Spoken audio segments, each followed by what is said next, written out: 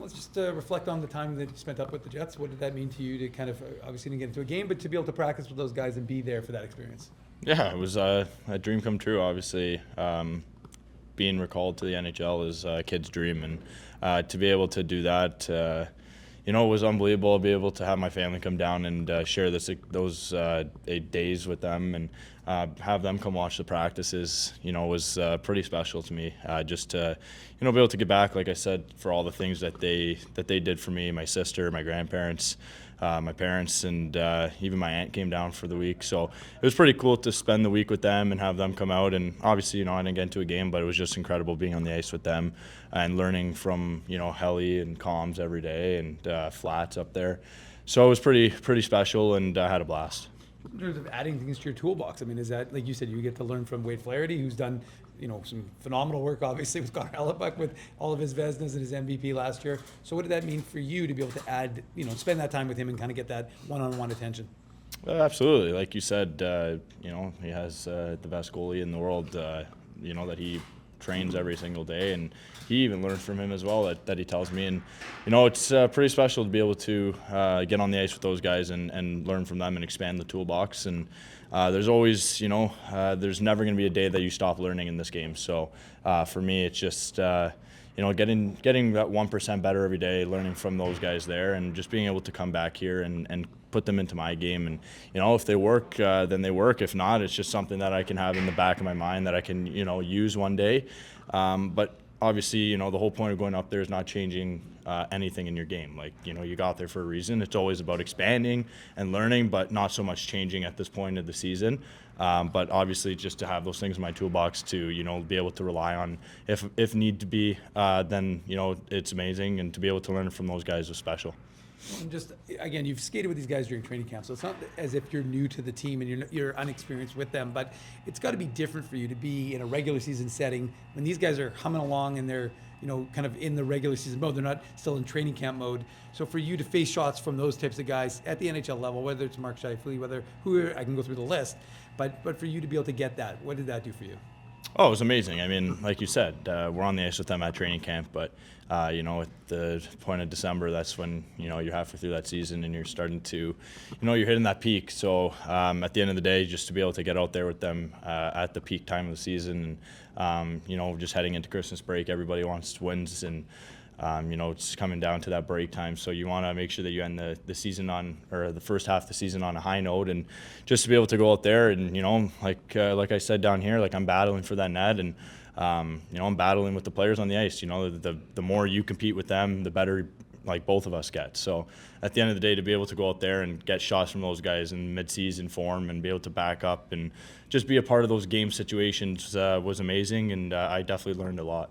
Back with the Moose now, I mean, how happy are you with this first half of the season pre-Christmas? I mean, obviously you get the call up to the National League, but the team itself here is playing really well, sitting in second in the division. Just what can you talk about the growth you've seen from this team in comparison to last year at this point? We're definitely, we're definitely a fantastic team, and I know that in our room we believe that, and we're just getting ourselves better every day. We hold ourselves to a high accountability in this dressing room, and I think that's one thing that we see different this year is that every guy is competing every day, whether it's in practice, whether it's in the gym. We're always trying to get better. We're always trying to be there for each other, and you could see it in the games of how much we stick up for each other in games and how much we try to just get ourselves better. Obviously, sometimes we don't get the results we want, but I think we can always learn from those. But at the end of the day, I think this first half of the season has been unbelievable, and we still have 2 more to go. So it's not done yet. I think we just need to continue moving forward and complete this first half on a high note. Just a couple more from you, Dom. And I want to go back because I know you didn't get the start, but what did it mean for you to be able to back up and have that experience, have like 15,000 people in the building and watching, being able to, again, see the game from that perspective? Yeah, like I said before, it was an awesome experience. I definitely learned a lot.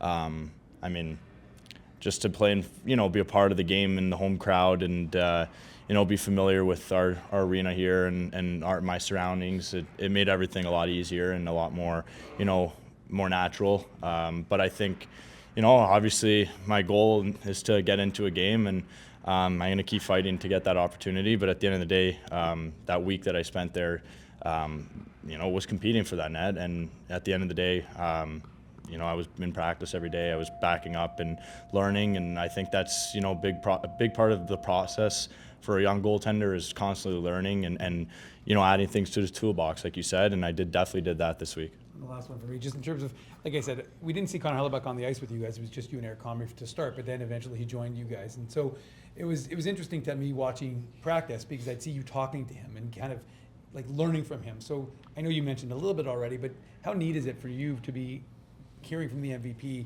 and he's giving you sort of tips? That's what I assumed he was doing. Of course, I wasn't there, but I would assume that he was kind of giving you insight. And what does that mean to you to have that guy kind of in your corner? Yeah, absolutely. I was definitely learning from Helly most of the time. The other half of the time we were out there giggling, just fooling around. But no, on a serious note, it's like I've always said, it's unbelievable learning from him.